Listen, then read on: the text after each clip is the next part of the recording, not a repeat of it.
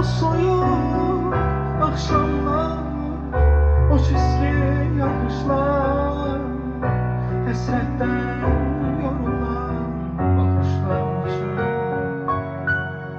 O şirin axşamlar, el çatmaz insanlar, dumanlı cavabsız suallar üçün.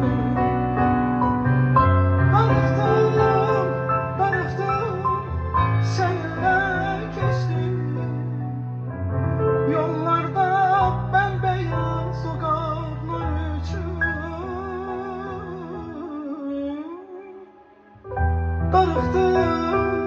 Darıxdım, mən yaman darıxdım, ruhuma sarılan o qollar üçün. Darıxdım, gülüşün, yerişin üçün.